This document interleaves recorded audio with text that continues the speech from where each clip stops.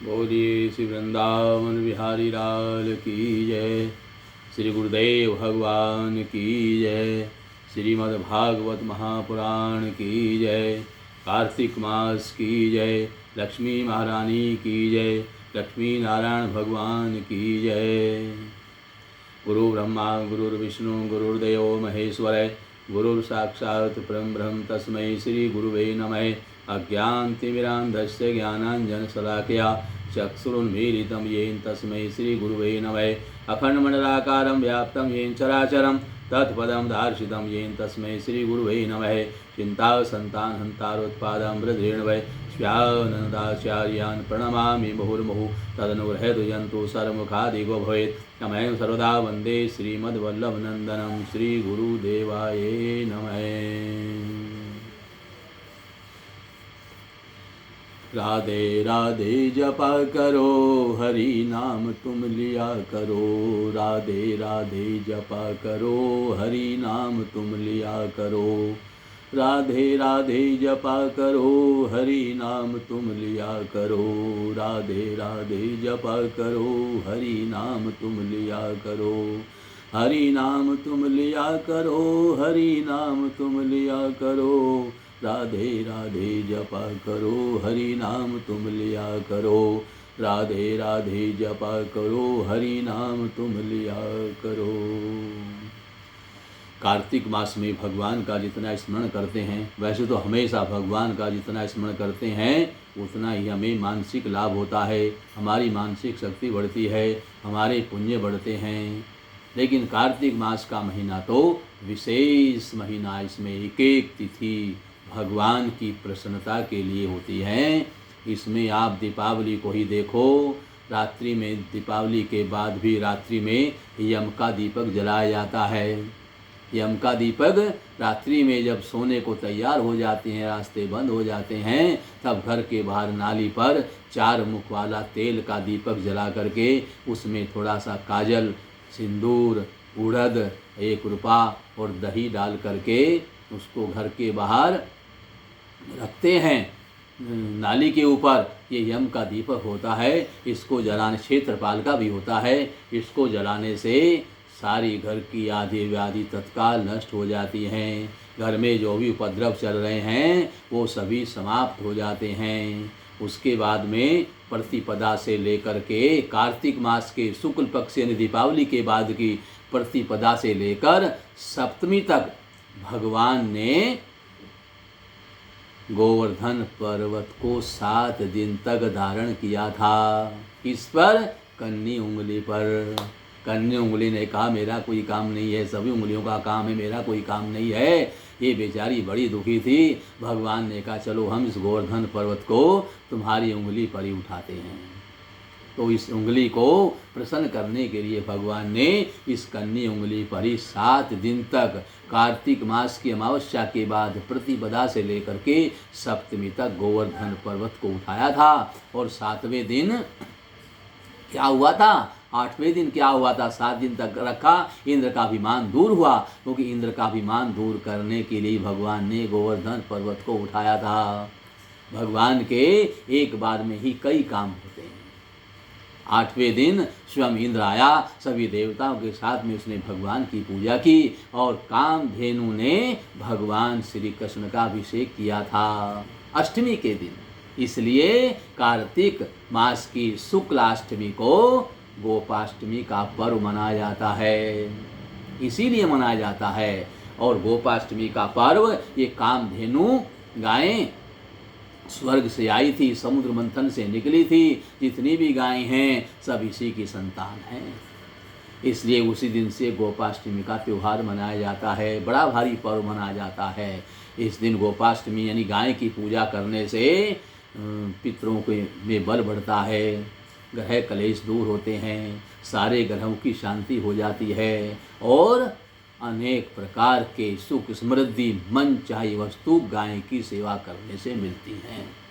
इसलिए गोपाष्टमी को गाय की सेवा करनी चाहिए। अभी गोपाष्टमी का पर्व आ रहा है। इसमें प्रतिपदा को भगवान ने गोवर्धन की पूजा होती है, द्वितीया को यम की पूजा होती है, यम द्वितीया होती है, भैया दूज होती है, तृतीया को भगवान गणेश की पूजा होती है, चतुर्थी को दुर्गा जी की पूजा होती है, पंचमी को ज्ञान पंचमी कहलाती है। इसमें पूजा करने से ज्ञान वर्धन होता है। भगवान शिव की पूजा होती है, इसमें भगवान शिव को प्रसन्न करके हम ज्ञान को प्राप्त कर सकते हैं, इसलिए ज्ञान पंचमी इसका नाम रखा गया है।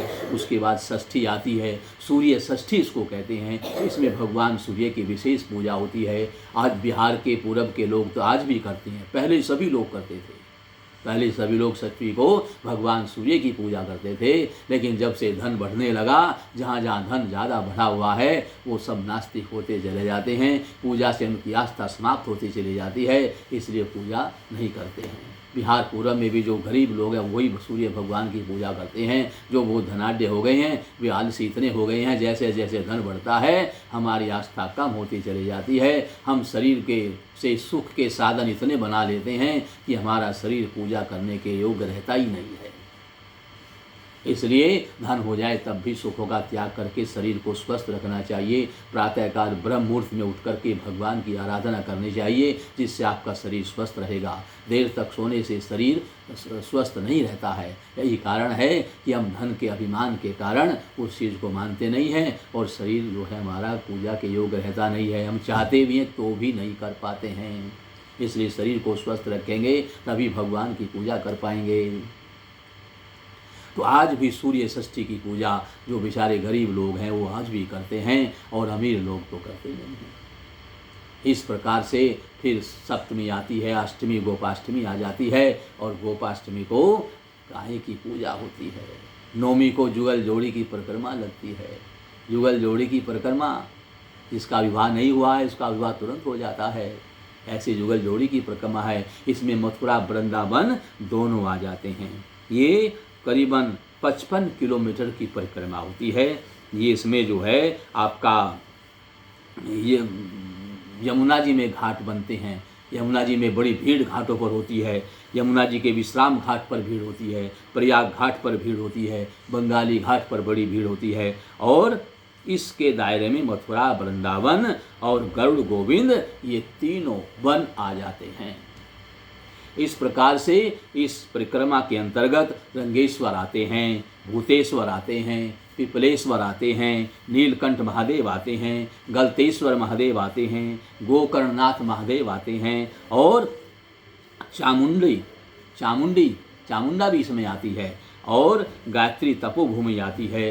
कंसेश्वर स्थान आता है, महाविद्या आती है, द्वारकाधीश आते हैं, गोपीनाथ आते हैं, चौक के दाऊ जी आते हैं, श्री कृष्ण भगवान की जन्मभूमि आती है, मसानी की पथवारी मंदिर आता है, श्रीनाथ जी आते हैं, कनक भवन आता है, काली कैंट आता है, बबुलामुखी सहित बहुत से स्थान इस परिक्रमा में आते हैं।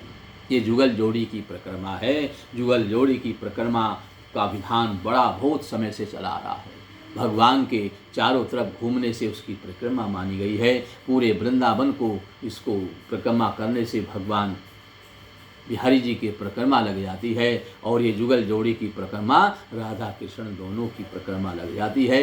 इस परिक्रमा को करने से जिसका विवाह नहीं हो रहा है उसका विवाह तत्काल होता है। सारे विधि विधान बड़े विधान से उसका विवाह सब अमंगल नष्ट होकर के बड़े विधि विधान से होता है। ग्रह कलेश दूर होते हैं, पति पत्नी के कलेश दूर होते हैं, घर में धन धान्य की वृद्धि होती है, व्यापार की वृद्धि होती है और भी जो कुछ चाहे वो इससे सब मिल जाता है। इस प्रकार से परिक्रमा का बड़ा ही भारी महत्व है। भगवान गणेश ने और कार्तिकेय ने भगवान शिव पार्वती की परिक्रमा लगाई थी, तभी से परिक्रमा का विधान चला आ रहा है। तो परिक्रमा करने से हमारे सभी मनोरथ पूर्ण होते हैं और भगवान में हमारी आस्था बढ़ती है। इस प्रकार से हमें परिक्रमा भी लगानी चाहिए, गाय की पूजा करनी चाहिए। गोपाष्टमी को गाय को सवेरे प्रणाम करें, उसको जो है गाय के हल्दी और मेहंदी से गाय के और बछड़ों की भी पूजा करनी चाहिए। जो गाय के बच्चे हैं उनकी भी पूजा करनी चाहिए, क्योंकि इसी दिन कार्तिक शुक्ल अष्टमी को भगवान श्री कृष्ण को गाय चराने की आज्ञा मिली थी। भगवान बछड़े चराते थे। आज भगवान ने माता यशोदा से कहा, मैया अब आज से मैं बड़ा अच्छा मुहूर्त है, आज से मैं गैया चराने जाया करूँगा। माता ने कहा, बेटा अभी तो तुम छोटे हो। कन्हैया बोले, नहीं माँ मैं तो बड़ा हो गया हूँ। यशोदा मैया ने कहा नहीं लाला, छोटे हो फिर भी तुम नहीं मानते हो तो अपने बाबा से पूछो। तो कन्हैया नंद बाबा के पास में गए। नंद बाबा ने कहा बाबा अब तो मैं बड़ा हो गया हूँ, अब मैं गैया चराने जाया करूँगा। तो बाबा ने कहा भाई बेटा अभी तुम छोटे हो, अभी कुछ दिन और रुक जाओ। कन्हैया बोले नहीं बाबा, मैं तो आज से ही गैया चराने जाऊँगा। तो बाबा ने कहा अच्छा पंडित जी को बुला करके ले आओ, उनसे मुहूर्त पूछ लो। मुहूर्त पूछोगे तभी तो आप गैया चराओगे। तो गैया चराने के लिए मुहूर्त पूछा गया। कन्हैया पंडित जी के पास में गए और कहा मेरे बाबा ने बुलाया है और मैं आज से गैया चराना चाहता हूँ, मुझे गैया चराने आज ही जाना है, इसलिए कुछ भी उपाय करके हे ब्राह्मण देवता आज का ही मुहूर्त निकाल देना। बोले और कोई मुहूर्त नहीं है, आज का ही पक्का मुहूर्त है और मैं तुम्हें फिर माखन खाने को दूंगा। तो पंडित जी महाराज आए, नंद बाबा के सामने पंचांग खोल करके बैठ गए और बहुत देर तक हाथों पर गिनती लगाते रहे, इधर उधर देखते रहे, कभी कुछ करते रहे। नंद बाबा बोले पंडित जी महाराज क्या सोच में पड़ गए हो? पंडित जी बोले सोच में इसलिए पड़ गया कि केवल आज का ही गैया चराने का मुहूर्त निकल रहा है, फिर तो 1 साल तक कोई मुहूर्त नहीं है। कन्हैया ने जो पढ़ा दिया था, अब कन्हैया की बात तो सभी मानते हैं, पंडित जी भी मानते हैं, तो सभी को माननी पड़ेगी। इसलिए बाबा ने कहा ठीक है, जब पंडित जी ने मुहूर्त निकाल दिया है तो ठीक है कन्हैया तुम आज से ही गैया चराने जाया करो। तो आज गोपाष्टमी को ही भगवान ने गैया चराने का मुहूर्त निकलवाया था। उस दिन से भगवान गैया चराने के लिए गए थे। तो आज भगवान ने भी पहले कन्हैया ने गाय की पूजा करी। उन्होंने गाय को चारों ओर बछड़ों को हल्दी और मेहंदी के थापे लगाए, उनकी आरती उतारी और उनकी बार बार पूजा करी और उनको हरी हरी घास खिलाई, उनको बढ़िया बढ़िया अनाज खिलाए और गुड़ खिलाया। इस प्रकार से गाय की बड़ी भारी सेवा करी, बड़ा शीतल शीतल उनको जल पिलाया। उसके बाद कन्हैया गैया के साथ चले, क्योंकि गाय की परिक्रमा भी लगानी चाहिए। जितनी आपकी इच्छा हो, 1 2 3 4 5 7 11 21 108 जितनी आपकी शक्ति हो, गाय की परिक्रमा भी लगानी चाहिए और गाय की पूजा करके फिर कुछ देर दूर तक गाय के साथ चलना चाहिए। इस गोपाष्टमी को गाय के साथ थोड़ी देर चलना भी चाहिए, क्योंकि पूजा करने के बाद भगवान गैया के पीछे पीछे जंगल में गए थे। उन्होंने बता दिया है कि पूजा करके गाय के पीछे पीछे कुछ दूर तो कम से कम चलना ही चाहिए। तो गाय के साथ साथ कुछ दूर चलें, इस प्रकार से गाय की पूजा करें तो गोपाष्टमी को गाय की पूजा करने से बड़ा भारी लाभ मिलता है। और इस कार्तिक मास में इसीलिए सभी पूजा करने से अनंत गुणा फल मिलता है। इसलिए कार्तिक मास में सवेरे ब्रह्म मुहूर्त में उठ करके स्नान करें, तुलसी माता की पूजा करें, पथवारी माता की पूजा करें, आपस में बैठ करके कथा कहानी सुने और धूप दीप जला करके भगवान लक्ष्मी नारायण का पूजन करें। इस प्रकार प्रतिदिन करना चाहिए। यहाँ तक कि माता सीता भी कार्तिक स्नान करती थी। माता सीता जब वनवास में थी तो कार्तिक का महीना आया, माता सीता ने कहा मैं कार्तिक स्नान करूँगी। कार्तिक स्नान करने के लिए बोले मेरी कथा कौन सुनेगा, कथा भी तो सुनने वाला चाहिए। तो राम जी से पूछा कि आप मेरी कथा सुन लेना। भगवान बोले मैं अपनी कथा कैसे सुन लूँगा, किसी और को सुनाओ। तो लक्ष्मण से पूछा कि आप मेरी कथा सुन लो। लक्ष्मण ने कहा मैं सुन तो लूँगा पर मैं योग्य हूँ तो बताओ। उसने कहा नहीं तुम तो मेरे देवर हो, तुम्हारी तो जो है शादी हो चुकी है, स्त्रियों की बातें तो स्त्री जाने, इसलिए कथा सुनने के लिए तो स्त्रियाँ ही चाहिए। तो लक्ष्मण ने माया से एक नगर बसाया। उस नगर में स्त्रियाँ ज़्यादा और पुरुष भी थे और इतना धनवान नगर माया का बसाया कि उसमें बर्तन भांडे सब कुछ सोने के थे। अब सीता माता क्योंकि इसमें नित्य नियम है उसको पूरा करना अनिवार्य है, तभी भोजन करने का विधान है। तो सीता जी कुएं पर जा कर के बैठ गई। किसी के घर में कैसे जा सकती हूँ, तो वहाँ कुएं पर जाकर बैठ गई। औरतें पानी भरने के लिए आई। सीता ने कहा मेरी कथा सुन लो। सबने कहा हमारे पास तो बहुत काम है, क्योंकि सब धनवान हैं, उनके तो घड़े भी सोने के हैं, ईंढी भी सोने की है, उसके ऊपर करवा भी सोने का है, उनके सोने के जेवर बड़े बड़े पहने हुए हैं, धनवान नगर बनाया लक्ष्मण जी ने। अब वो कहाँ कथा सुने? तो उन्होंने कहा हमारे पास टाइम नहीं है, घर में बहुत काम है, ये हो जो भी आई सब मना कर दें। एक बहू आई, उसने कहा कि तुम जो है कथा सुन लो मेरी। वो बोली मेरे पास तो काम, मेरी सास लड़ेगी। वो अपने बर्तन लेकर के चली गई। तो जिसने मना किया सबने उनके बर्तन घर में जाते पीतल के हो गए। तो सास लड़ने लगी बहू से, कहाँ गई थी, बर्तन पीतल के करवा के ले आई। बोले सीता माता बैठी हुई थी कुएं पर, वो कह रही थी मेरी कथा सुन ली, मैंने उसकी कथा नहीं सुनी तो मेरे बर्तन पत्थर पीतल के हो गए। उसकी सास ने कहा तो जा कथा सुनिया। वो गई, बोले मुझे सुना कथा। उसने उसको कथा सुनाई और उसके बर्तन सोने के हो गए। अब तो उसकी सास भी आई, तो गांव की जो और लौटते थी सभी सुनने लगी, सबने उसकी कथा सुनी। इस प्रकार 1 महीने तक सीता जी का भी नितनेम पूरा हुआ, कार्तिक की कथा हुई और सभी जो है धनवान हो गए, सबको किसी प्रकार की कोई कमी ना रही। इस प्रकार से, क्योंकि धन की बड़ी भारी विशेषता है। भगवान लक्ष्मी नारायण बोले कि मेरी पूजा सब करते हैं, सब नारायण नारायण जपते हैं। लक्ष्मी बोली नारायण नारायण जपते हैं, पर मेरे वजह से जपते हैं। बोले नहीं ऐसी बात नहीं, बड़ी भक्ति बढ़ी हुई है संसार में, सब नारायण नारायण, जहाँ मैं देखता हूँ नारायण नारायण जप रहे हैं सब, मेरी भक्ति है बढ़ी हुई है। लक्ष्मी जी बोली तो हो जाए परीक्षा। बोले ठीक है हो जाए। तो नारायण जो है एक साधु का रूप बना करके एक सेठ के यहाँ गए और बोले मैं कथा वथा करूँगा, पूजन करूँगा, कथा सुनाऊँगा, तो मेरे को स्थान दे दो। उन्होंने कहा ठीक है, स्थान दे दिया आपको, रोज़ हमें कथा सुनाओ, पूजन करवाओ।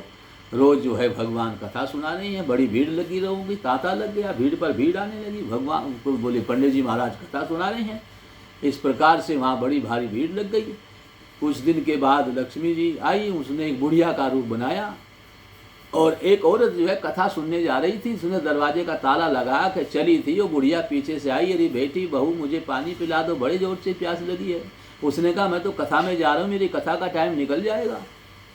बुढ़िया बोली अरे बड़ी जोर की प्यास लगी है, लोटा पानी तो पिलाती जा। बहू ने सोचा चलो कथा में जा रही थी, थोड़ा भाव तो था ही। दरवाज़ा ताला खोला और एक लोटा पानी का उसको दिया और पिला दिया। बुढ़िया ने पानी पी लिया। लक्ष्मी जो बुढ़िया बनी हुई हैं उन्होंने पानी पी लिया और लोटा वापस दिया तो लोटा सोने का हो गया। तो उसको तो बड़ा वो हुआ। उस समय तो लोटा रख कर के कथा में चली गई, लेकिन कथा में मन नहीं लगा। सब औरतों को बता रही है कैसी बुढ़िया आई है और जो भी बर्तन उसको खाने को पीने को दे दो तो सब सोने का हो जाता है। अब तो कथा में जो सुन रही थी बोले चलो हम भी चलें, कभी वो चली जाए। बीच बीच में से उठ करके आने लगी। वहाँ आकर के बोले हमारे यहाँ खाना खाओ, हमारे यहाँ पानी पियो, हमारे यहाँ दूध पियो, हमारे यहाँ चाय पियो। वो सब बर्तन सोने के होने लगी। अब तो भगवान के यहाँ से भीड़ खत्म हो गई। भगवान बोले भीड़ कैसे कम हो रही है? तो लोग वो आग बोले कि एक बुढ़िया आई हुई है, वो जो भी बर्तन उसके यहाँ किसी के यहाँ खाना खाती है वो सोने के हो जाती हैं, तो सब खिला पिला रहे हैं उसको। भगवान बोले ओ लक्ष्मी जी आ गई। तो भगवान जो है वहाँ चल करके बोले ठीक है। तो लक्ष्मी जी जो है भगवान से मिलने के लिए पहुँची। वहाँ लक्ष्मी जी जैसे पहुँची तो भगवान ने कहा तुमने तो, लक्ष्मी जी बोली कहो कैसी रही, किसकी पावर ज़्यादा है? भगवान बोले पावर मेरी ज़्यादा, पहले मैं आया हूँ फिर तुम आई हो यहाँ। पहले तो मैं ही आया हूँ ना, उसके बाद तुम आई हो, तब तुम्हारी पूछ हुई है, मेरे कारण हुई है। तो भगवान वहाँ से अंतर ध्यान हो गए, चले गए। तो यही कारण है पहले हम नारायण की पूजा करेंगे तभी लक्ष्मी आएगी।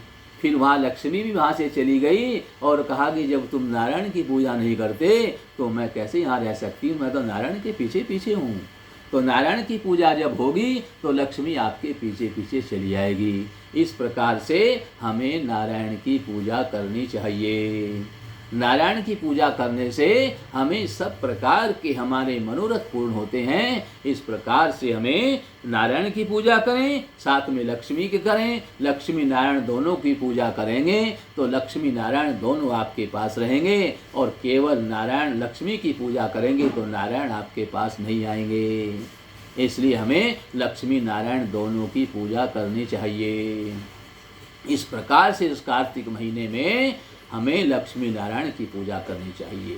भगवान जलंधर जो हैं, जलंधर समुद्र के पुत्र हैं, भगवान शिव के अंश हैं। उन्होंने स्वर्ग पर अपना आधिपत्य जमा लिया। सब देवता बड़े परेशान हैं, दुखी हैं। भोलेनाथ के पास में आए तो भोलेनाथ को भगवान विष्णु की आज्ञा से युद्ध करने के लिए जाना पड़ा। और महाराज पृथु नारद जी से प्रवचन सुन रहे हैं तो नारद जी बता रहे हैं, प्रभु पृथु हे राजन, मैं जलंधर के यहाँ स्वर्ग में गया तो जलंधर क्या मैंने बड़ा भारी वैभव देखा। सब वैभव देख करके मैंने जलंधर से कहा कि आपके पास भगवान शिव के अनुसार जो जो भगवान शिव के पास वैभव है सब आपके पास है, बस एक कमी है कि आपके पास पार्वती नहीं है। पार्वती बड़ी सुंदर है, पतिव्रता है, सती शिरोमणि है, बस उसके कारण आपका ये स्वर्ग फीका लग रहा है। तब से जलंधर को हो गया कि मैं पार्वती को प्राप्त करके ही चैन लूँगा। और तब वो पार्वती को प्राप्त करने के लिए भगवान शिव के साथ में युद्ध करने के लिए आया। और भगवान शिव के साथ में उसका बड़ा भयानक युद्ध हुआ और बड़े बड़े गण भगवान शिव ने भेजे और जलंधर के साथ में बड़ा भारी युद्ध हुआ।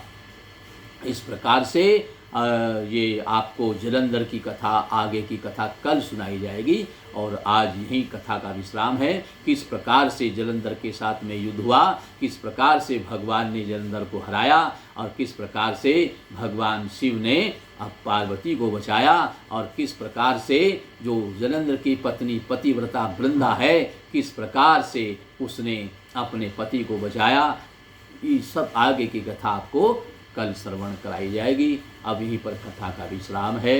कर्पूर गौरम करुणावतारम संसार सारम भुजगेंद्रहारम सदा वसंतम हृदयारविंदे भवम भवानी सहितं नमामि। त्वमेव माता च पिता त्वमेव त्वमेव बन्धु च सखा त्वमेव त्वमेव विद्या द्रविणं त्वमेव सर्वं मम देवदेव। नीलाम्बुजश्यामल कोमलांगं सीता समारोपितवां भागं पाणो महासायक चारुचापं नमामि रामं रघुवंशनाथं। धर्म की जय हो, अधर्म का नाश हो, प्राणियों में सद्भावना हो, विश्व का कल्याण हो, गौ माता की रक्षा हो, सब संत भक्तों की जय हो, सत्य सनातन धर्म की जय, गायत्री महारानी की जय, सब संत भक्तों की जय, लक्ष्मी नारायण भगवान की जय, आज के आनंद की जय। हर हर हर महादेव शंभु कैलासी घट घट के वासी त्रिजगुण शंकर भगवान की जय। श्री गुरुदेव भगवान की जय। श्री राधा वल्लभ लाल की जय। जय जय श्री राधे, जय जय श्री राधे, जय जय श्री राधे श्याम। राधे राधे जपा करो, हरि नाम तुम लिया करो। राधे राधे जपा करो, हरि नाम तुम लिया करो। राधे राधे जपा करो, हरि नाम तुम लिया करो। हर हर महादेव।